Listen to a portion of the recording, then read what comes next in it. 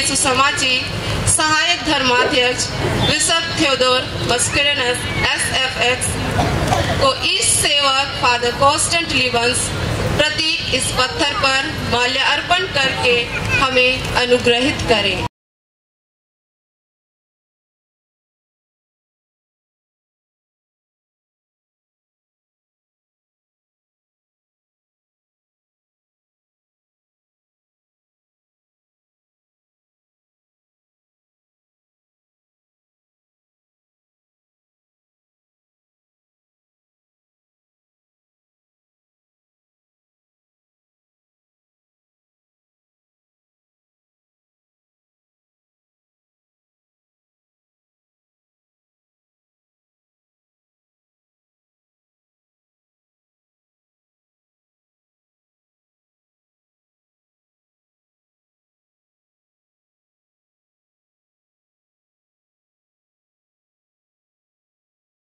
अंधकार में रहने वाले लोगों ने एक महती ज्योति देखी।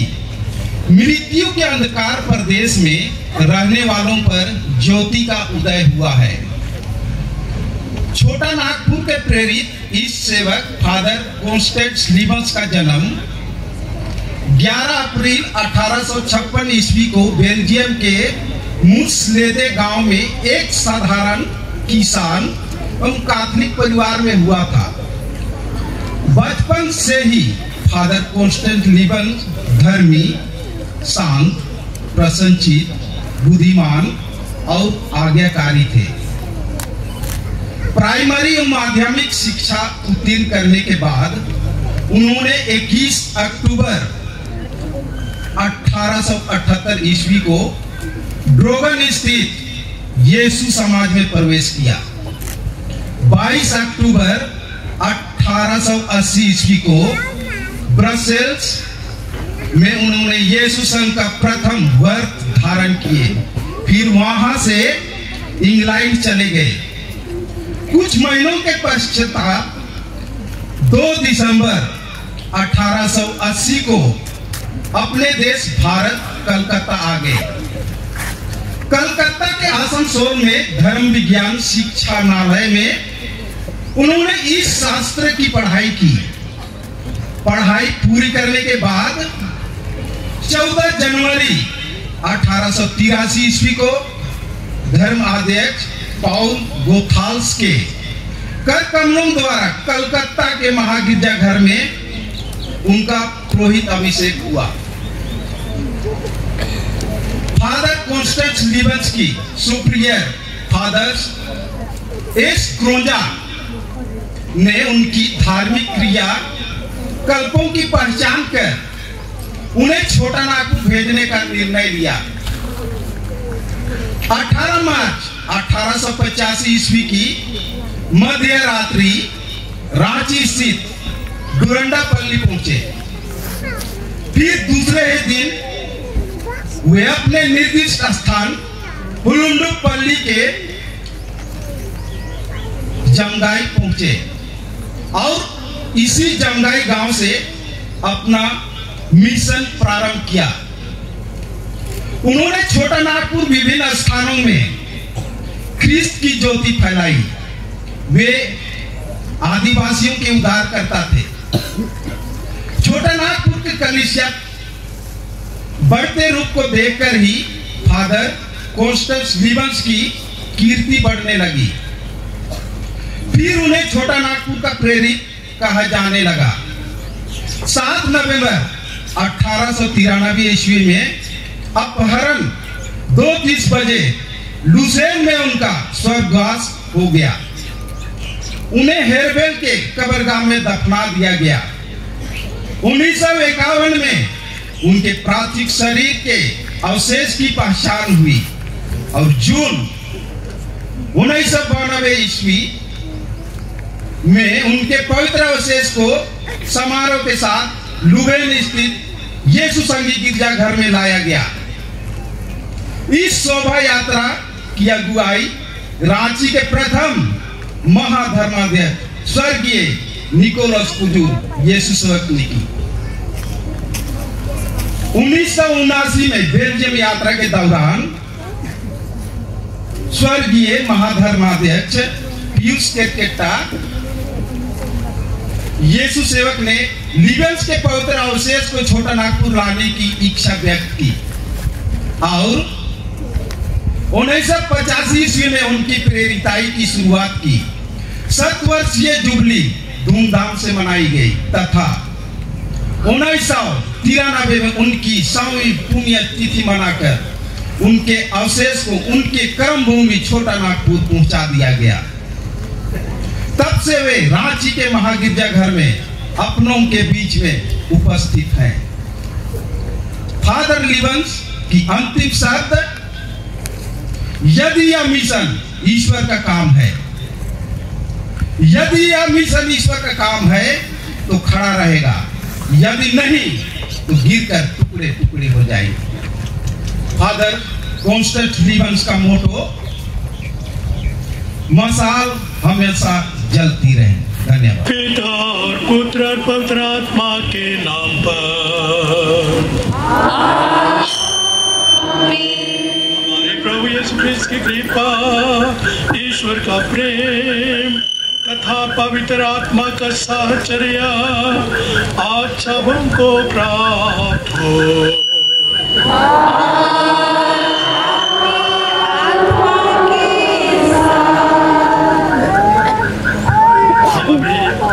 मिस्सा अर्पित करने वाले हैं। पवित्र मिस्सा हमारे प्रभु यीशु ख्रिस्त की क्रूस का बलिदान है।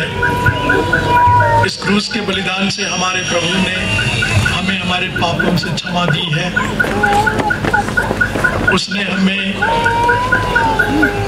पिता ईश्वर के साथ पुनः संबंध स्थापित किया है। उसने हमारे लिए स्वर्ग के द्वार खोल दिया है।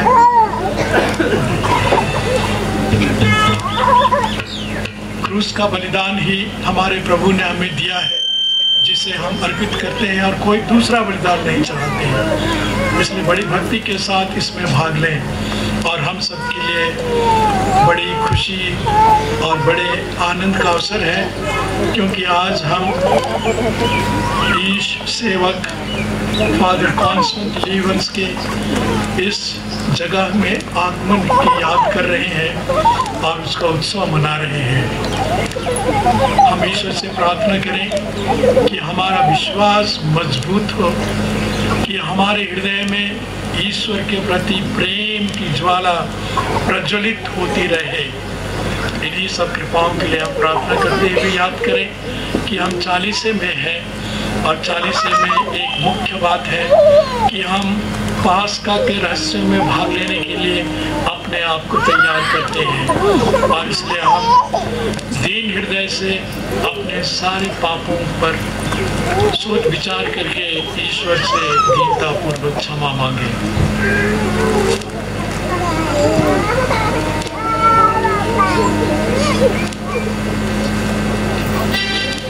दया याचना के लिए हम गाना गाएंगे।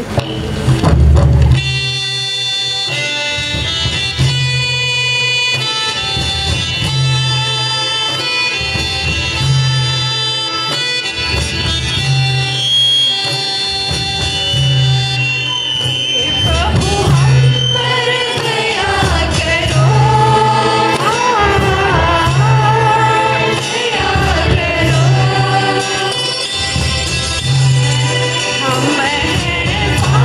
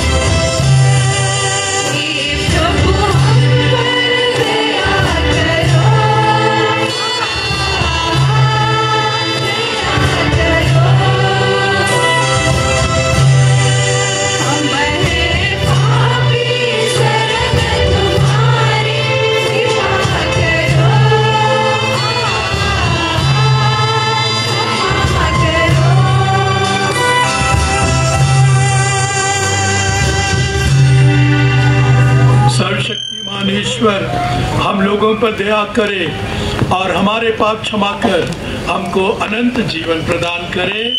आमीन।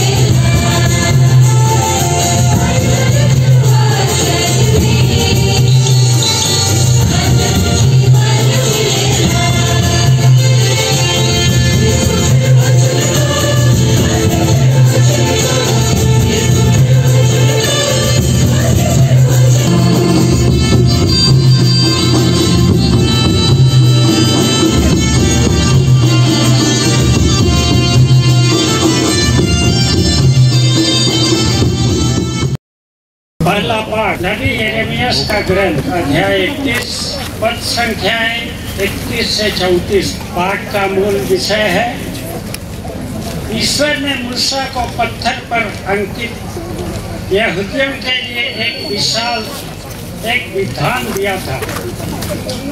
बाद में ईश्वर ने नबी यिर्मयाह के मुख से कहा कि वह एक नया विधान पत्थर पर नहीं बल्कि लोगों के हृदय पर अंकित करेगा। यह नया विधान यीशु मसीह का है जो सारी मनुष्य जाति के लिए है। प्रभु यह कहता है वे दिन आ रहे हैं जब मैं इस्राएल के घराने और यूदा के घराने के लिए एक नया विधान ठहराऊंगा। यह उस विधान की तरह नहीं होगा जिसे मैंने उस दिन उनके पूर्वजों के लिए ठहराया था जब मैंने उन्हें मिस्र से निकालने के लिए हाथ से पकड़ लिया था। उस विधान को उन्होंने भंग कर दिया यद्यपि मैं उनका स्वामी था। वह समय बीत जाने के बाद मैं इस्राएल के लिए नया विधान ठहराऊंगा। प्रभु की यह वाणी है मैं अपना नियम उनके अभ्यंतर में रख दूंगा। मैं उसे उनके हृदय पर अंकित करूंगा। मैं उनका ईश्वर होऊंगा और वे मेरी प्रजा होंगे। इसकी जरूरत नहीं रहेगी कि वे एक दूसरे को शिक्षा दें और अपने भाइयों से कहें प्रभु का ज्ञान प्राप्त कर लीजिए, क्योंकि छोटे और बड़े सब के सब मुझे जानेंगे। मैं उनके अपराध क्षमा कर दूंगा। मैं उनके पापों को याद भी नहीं रखूंगा। प्रभु की वाणी है।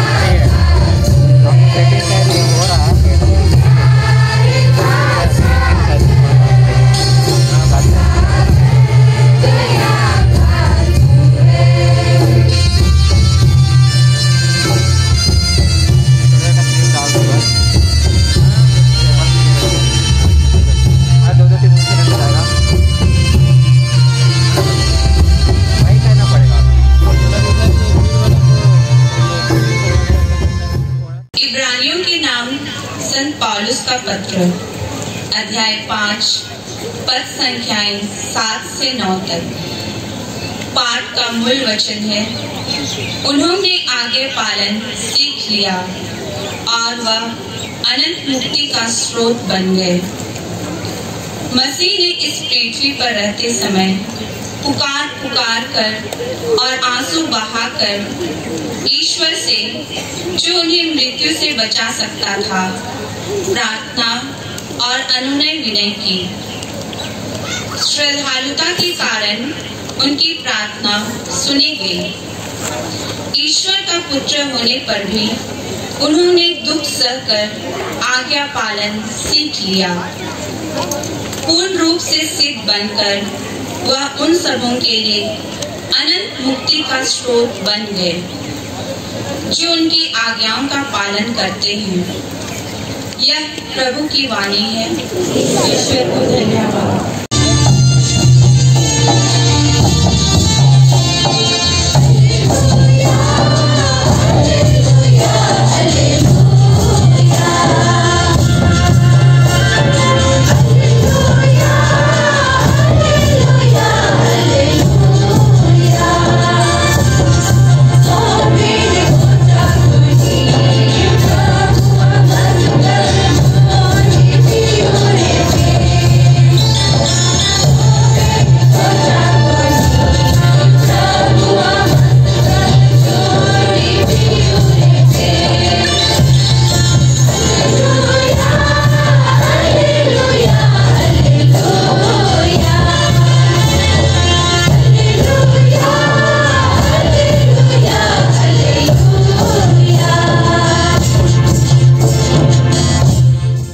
यूहन्ना के अनुसार पवित्र सुसमाचार।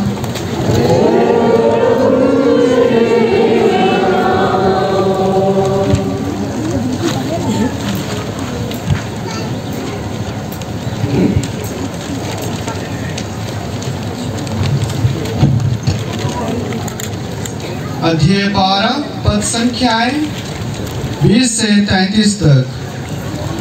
पाठ का मूल संदेश है, यदि गेहूं का दाना मिट्टी में गिरकर मर जाता है तो बहुत फल देता है। जो लोग पास्का पर्व के अवसर पर आराधना करने आए थे, उनमें कुछ यूनानी थे। उन्होंने फिलिप के पास आकर यह निवेदन किया, महाशय, हम यीशु से मिलना चाहते हैं। फिलिप गलीलिया के बेथसाइदा का निवासी था। उसने जाकर अंद्रियास को यह बताया और अंद्रियास ने फिलिप को साथ ले जाकर यीशु को इसकी सूचना दी। यीशु ने उनसे कहा, वह समय आ गया है जब मानव पुत्र महिमान्वित किया जाएगा। मैं तुम लोगों से कहे देता हूँ, जब तक गेहूं का दाना मिट्टी में गिरकर मर नहीं जाता, तब तक वह अकेला ही रहता है। परंतु यदि वह मर जाता है तो बहुत फल देता है। जो अपने जीवन को प्यार करता है, वह उसका सर्वनाश करता है, और जो इस संसार में अपने जीवन से बैर करता है, वह उसे अनंत जीवन के लिए सुरक्षित रखता है। यदि कोई मेरी सेवा करना चाहे तो वह मेरा अनुसरण करे।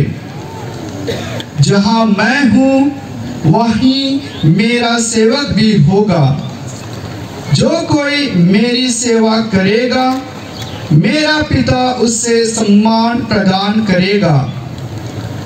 अब मेरी आत्मा व्याकुल है। क्या मैं यह कहूँ, पिता इस घड़ी के संकट से मुझे बचा। किंतु इसीलिए तो मैं इस घड़ी तक आया हूँ। हे पिता, अपनी महिमा प्रकट कर। उसी समय यह स्वर्गवाणी सुनाई पड़ी, मैंने उससे प्रकट किया है और उससे फिर प्रकट करूंगा। आसपास खड़े लोग यह सुनकर बोले, बादल गरजा। कुछ लोगों ने कहा, एक स्वर्गदूत ने उनसे कुछ कहा। यीशु ने उत्तर दिया, यह वाणी मेरे लिए नहीं बल्कि तुम लोगों के लिए आई है। अब इस संसार का न्याय हो रहा है। अब इस संसार का नायक निकाल दिया जाएगा और जब मैं पृथ्वी के ऊपर उठाया जाऊंगा तब सब मनुष्यों को अपनी ओर आकर्षित करूंगा। उन शब्दों के द्वारा उन्होंने संकेत किया कि उनकी मृत्यु किस प्रकार की होगी। प्रभु का सुसमाचार। अति श्रद्धेय धर्माध्यक्ष थियोडोर मस्करेनस,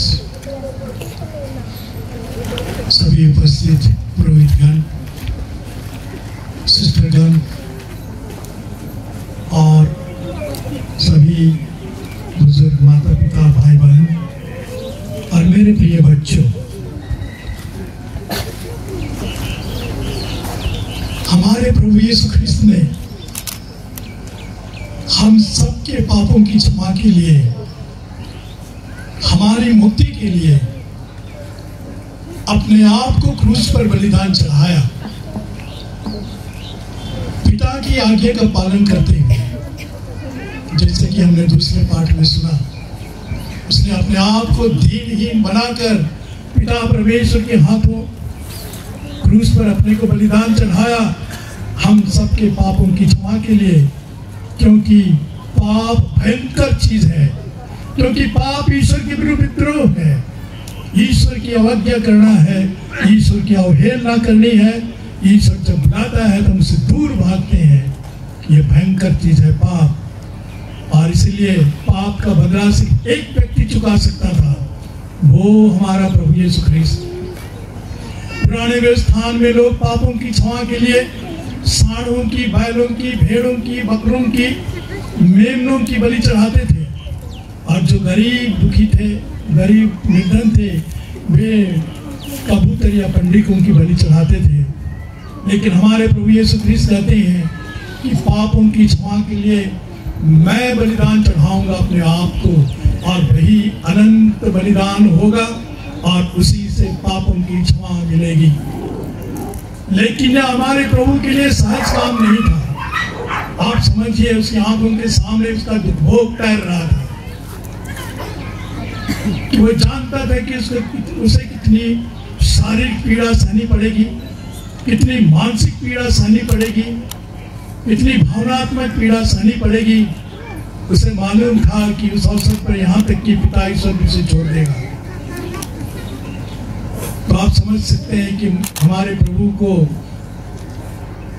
एक तरह से डर था, भय था। और इसीलिए आज के पाठ में, सुसमाचार में हमने सुनते हैं, पिता की इच्छा है कि मैं उसे पूरी ना करूं। लेकिन मेरे प्रिय भाई और बहनों, हमारे प्रभु की जो तीव्र इच्छा थी कि मनुष्य जाति की मुक्ति करना, और इसीलिए वे कहते हैं, मैं आग लेकर आया हूं और मेरी कितनी तीव्र इच्छा है कि वह धड़क उठे। मैं आग लेकर आया हूं और मेरी कितनी तीव्र इच्छा है कि वह धड़क उठे। अर्थात मैं मुक्ति लेकर आया हूं और मैं चाहता हूं कि मुक्ति सारे विश्व में फैल जाए, अतीत भविष्य सब तरफ फैल जाए। वही मुक्ति की आग है, वही ईश्वर के राज्य की आग है। और फादर लीवंस ने उसी प्रेरणा को ग्रहण किया और हम फादर लीवंस के जीवन से जानते हैं उन्हें कुछ ही वर्षों में अपने अंदर जो प्रेरणा थी, जो अभिलाषा थी, जो तीव्र इच्छा थी, उसके कारण से गांव-गांव घूमकर उसने प्रभु का संदेश सुनाया। उसने देखा कि हमारे लोगों की जमीन छिन रही है, उसने उसके लिए काम किया।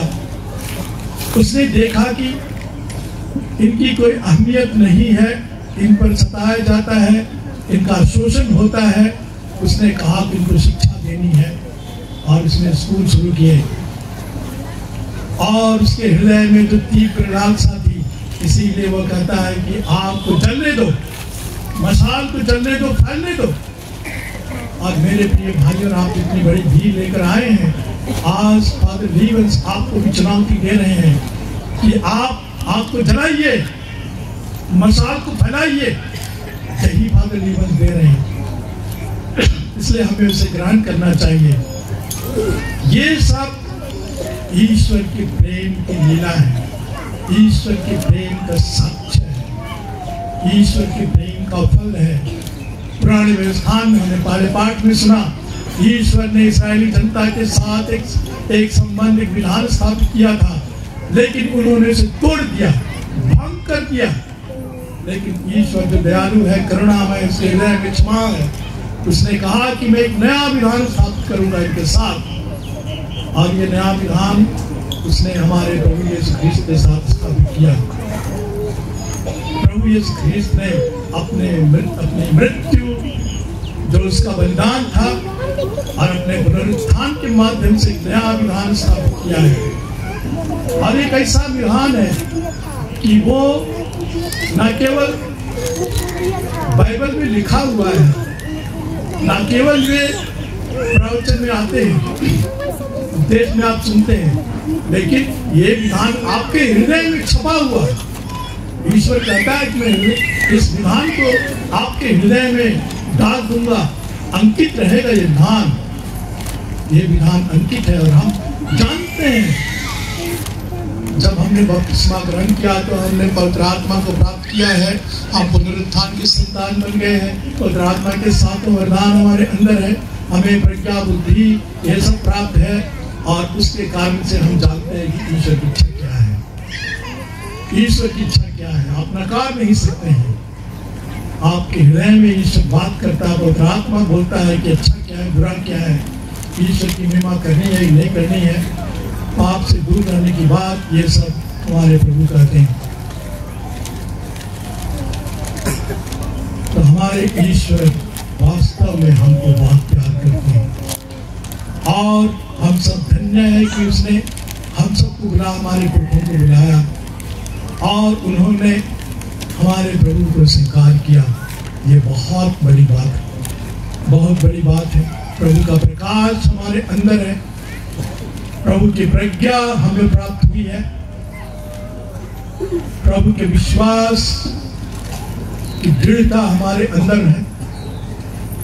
हम अच्छाई बुराई को जान सकते हैं।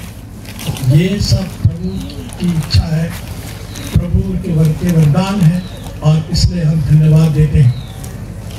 आज हम मूल रूप से उपस्थित हुए हैं ईश्वर को धन्यवाद देने के लिए, क्योंकि फादर लीवंस के माध्यम से हमारे संपूर्ण छोटानागपुर में प्रभु का प्रकाश आया है। लेकिन मैं ये भी कहूँगा कि न केवल फादर लीवंस, बल्कि उनके साथ और भी बहुत सारे मिशनरियों ने अपना जीवन हम सबके लिए दिया है। उन्हें भी हमें याद करनी है, उनके लिए भी हमें ईश्वर को धन्यवाद देना है, धन्यवाद देना है। आज के सुसमाचार की पृष्ठभूमि क्या है? आज के सुसमाचार की पृष्ठभूमि है कि हमारे प्रभु यीशु ख्रीस्त का दुर्भोग और उनके बलिदान का समय पहुंच रहा है, पहुंच गया है।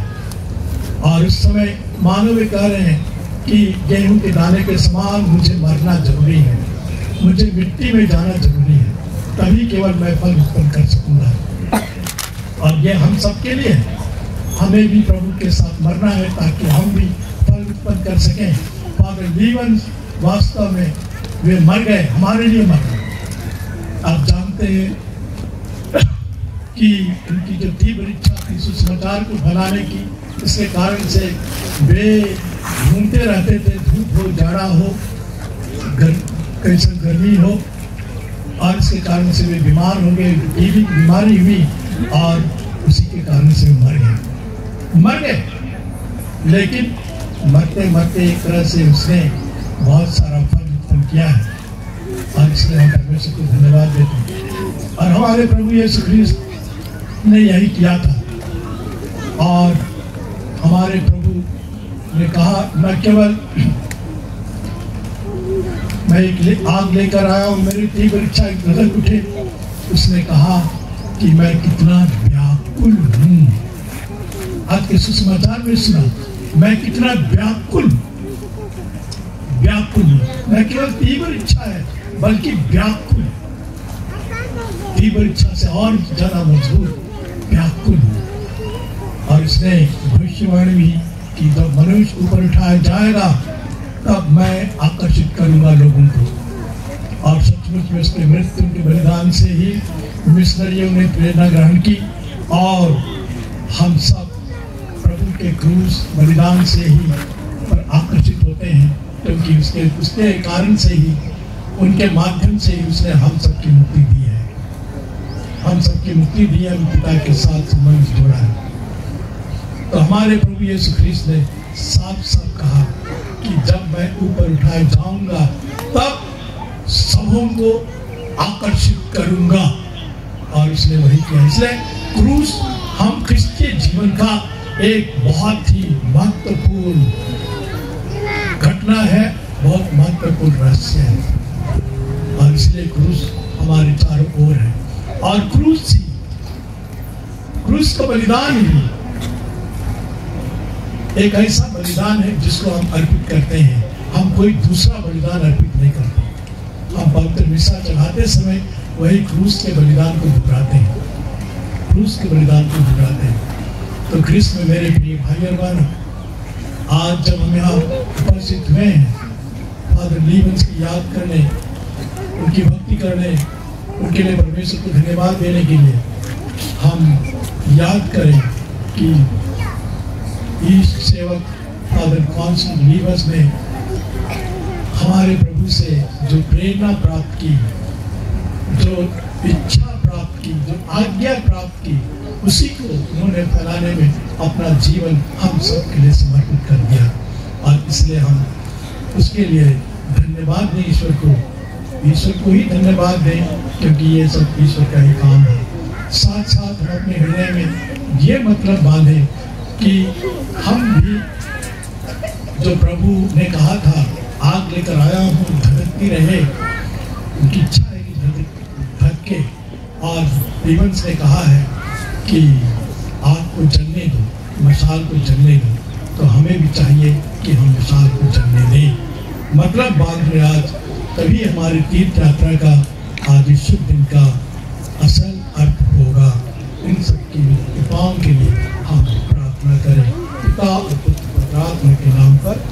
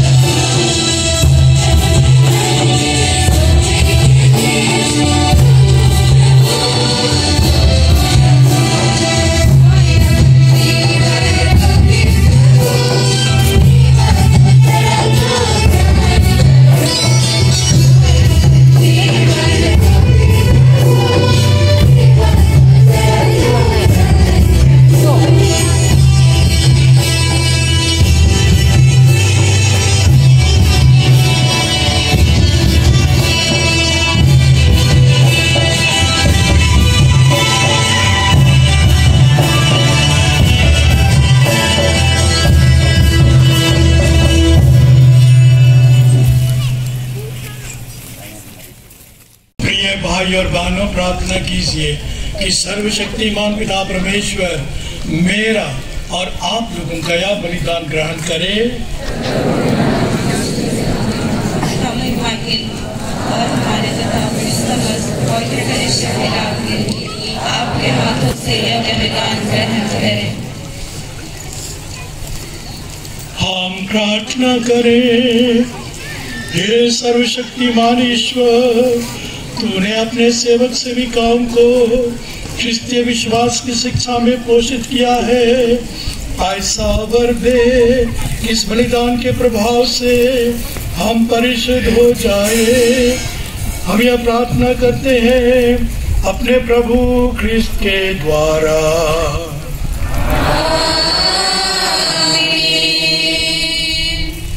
प्रभु आप लोगों के साथ हो।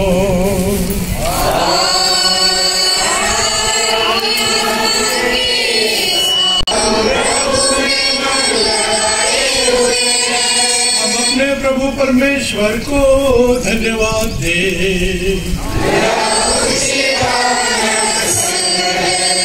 हे प्रभु पवित्र पिता, सर्वशक्तिमान और शाश्वत ईश्वर, यह वास्तव में उचित और न्याय संगत है, हमारा कर्तव्य तथा कल्याण है कि हम सदा सर्वत्र अपने प्रभु ख्रिस्त द्वारा तुझे धन्यवाद दे।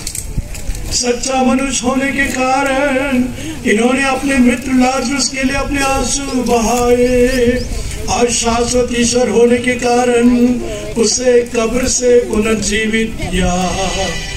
वे मानव जाति पर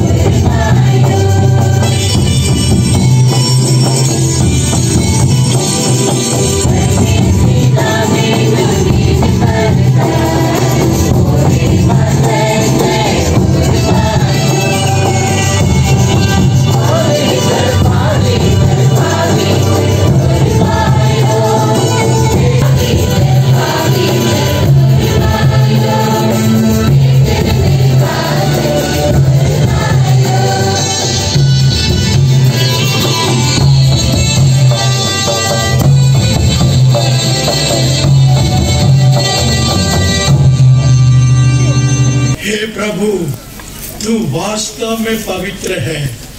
यह उचित है कि तेरी समस्त सृष्टि तेरा गुणगान करे, क्योंकि तू अपने पुत्र हमारे प्रभु यीशु ख्रीस्त के द्वारा और पवित्र आत्मा की शक्ति से सभी प्राणियों को जीवन तथा पवित्रता प्रदान करता है। तू सब युगों में अपनी प्रजा एकत्र करता है कि दसों दिशाओं में दिन रात तुझे निर्मल बलि चढ़ता रहे। इसलिए हे प्रभु, हम तुझसे विनम्र निवेदन करते हैं, हमारे इन उपहारों को पवित्र आत्मा की शक्ति से कृपा पूर्वक पवित्र कर दे, कि ये तेरे पुत्र हमारे प्रभु यीशु ख्रिस्त के शरीर तथा रक्त बन जाए। उन्हीं की आज्ञा से हम यूकरिस्ट का यह समारोह मना रहे हैं।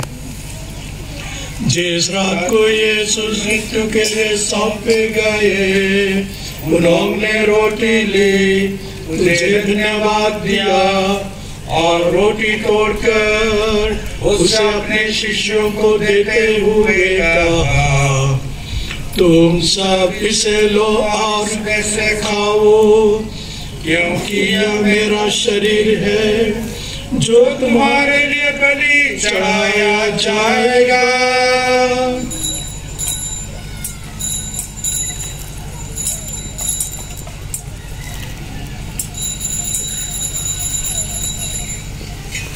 इसी भांति भोजन के बाद उन्होंने कटोरा लिया, तुझे धन्यवाद दिया और उसे अपने शिष्यों को देते हुए कहा, तुम सब इसे लो और इसमें से पियो, क्योंकि यह मेरे रक्त का कटोरा है, नवीन और अनंत विस्तार कर, जो तुम्हारे और बहुतों के पापों की क्षमा के लिए बहाया जाएगा। तुम मेरी स्मृति में याद करो।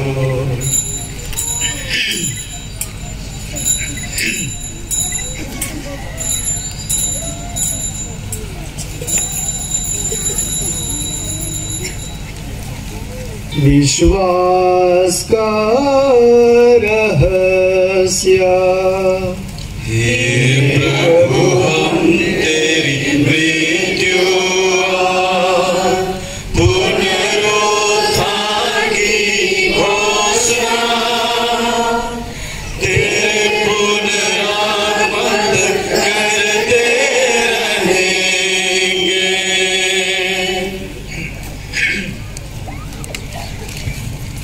इसलिए हे प्रभु, हम तेरे पुत्र के मुक्तिप्रद हो प्रताप में पुनरुत्थान स्वर्गारोहण का स्मरण करते हैं तथा उनके पुनरागमन की बाट जोते हैं। जोते हुए धन्यवाद स्वरूप तुझे यह जीवन और पवित्र बलि चढ़ाते हैं। अपनी कलीसिया की भेंट पर कृपा दृष्टि डाल और यह बलिदान स्वीकार कर, जिसके अर्पण से प्रसन्न होकर तूने हमें अपना बना लिया है। तेरे पुत्र के शरीर तथा रक्त से हमारा परिपोषण होता है। ऐसा वर दे कि उनके पवित्र आत्मा से परिपूर्ण होकर हम ख्रिस्त में एक शरीर तथा एक मन हो जाएं। वही पवित्र आत्मा हमको अनंत उपहार स्वरूप तुझे चढ़ाए और ईश्वर की माता परम धन्य कुंवारी मरियम, उसके वर धन्य योसेफ, तेरे धन्य प्रेरितों, प्रतापी शहीदों और सब संतों के साथ हमें भी उनके स्वर्गिक आनंद का सहभागी बनाए। हमें इनके सतत प्रार्थनाओं का अतल भरोसा है। हे प्रभु, तुझसे निवेदन है, हमारे पुनर्मिलन की यह बलि समस्त संसार में शांति तथा कल्याण की वृद्धि करें। अपने सेवक संत पिता फ्रांसिस, हमारे महाधर्माध्यक्ष फेलिक्स, सहायक धर्माध्यक्ष टेडोर टेलेस्फोर्ड, सभी धर्माध्यक्षों, सभी याजकों तथा इस पृथ्वी पर समस्त यात्री कलीसिया को विश्वास तथा प्रेम में दृढ़ रखने की कृपा कर। दया से द्रवित होकर तू अपने सभी पुत्र पुत्रियों को वे जहाँ कहीं भी हों अपने साथ एक बना ले, और उन सबको भी जो तेरी सेवा करते हुए परलोक सिधार चुके हैं, हम लोग भी वहीं पहुंचने की आशा करते हैं, ताकि हम सब एक साथ तेरी महिमा के दर्शन से अनंत काल तक तृप्त होते रहें। हमारे प्रभु ख्रीस्त के द्वारा, जिनसे संसार को सभी शुभ दान प्राप्त होते हैं।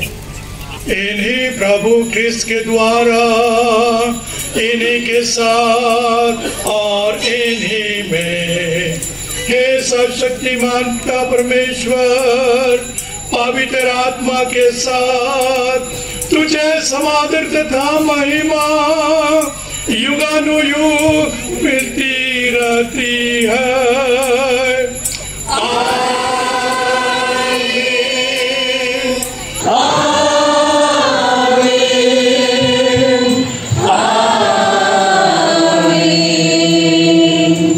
हम सब मिलकर पिता परमेश्वर से प्रार्थना करें जैसे कि प्रभु यीशु ने हमें सिखाया है।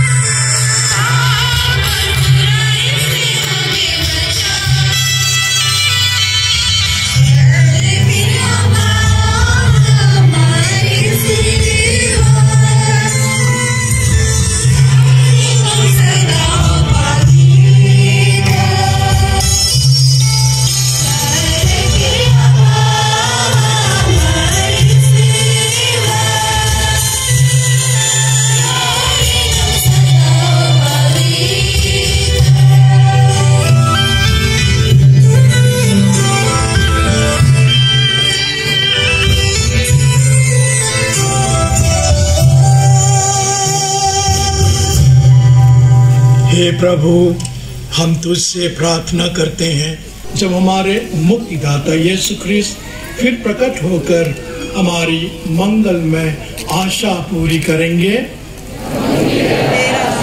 तेरा सामर्थ्य और तेरी महिमा अनंत काल तक बनी रहती है। हे प्रभु यीशु ख्रिस्त, तूने अपने प्रेरितों से कहा है, मैं तुम्हारे लिए शांति छोड़ जाता हूँ, अपनी शांति तुम्हें प्रदान करता हूँ।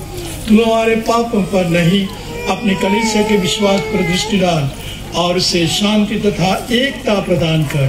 तू युगानुयुग जीता और राज्य करता है। आमीन। प्रभु की शांति सदा आप लोगों के साथ हो।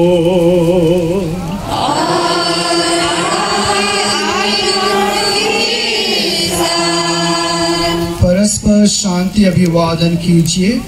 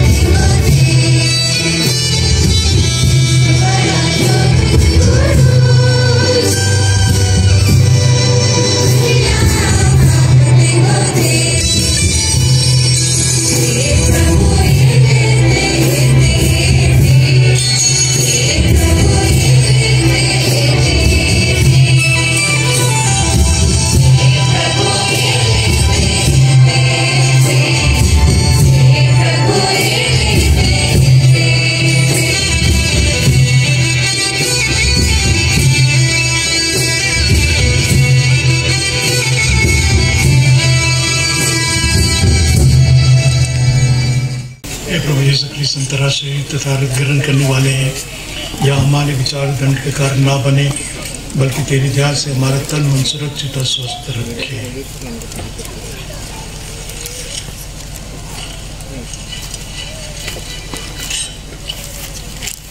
देखिए ईश्वर का मेमना, उसे देखिए जो संसार के पाप हर लेता है।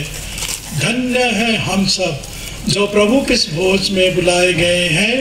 हे प्रभु, मैं इस योग्य नहीं हूँ कि आप मेरे यहाँ आए, किंतु एक शब्द कर दे और मेरी आत्मा चंगी हो जाएगी। प्रभु यीशु ख्रिस्त का शरीर और रक्त अनंत जीवन के लिए हमारी रक्षा करता रहे। आमीन।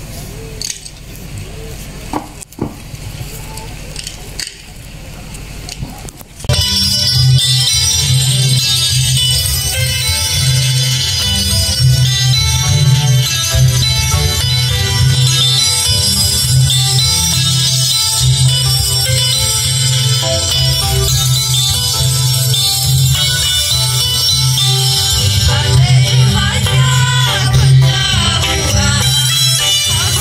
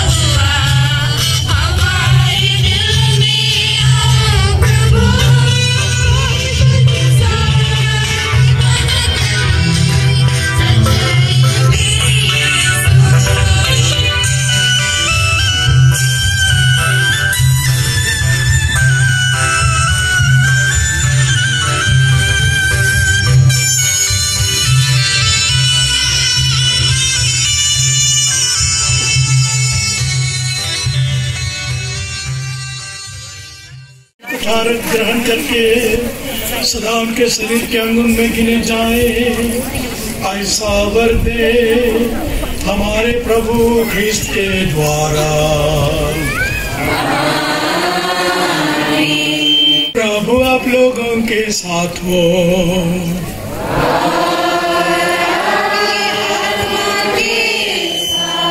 प्रभु का आशीर्वाद प्राप्त करने के लिए अपना सिर नवाइए।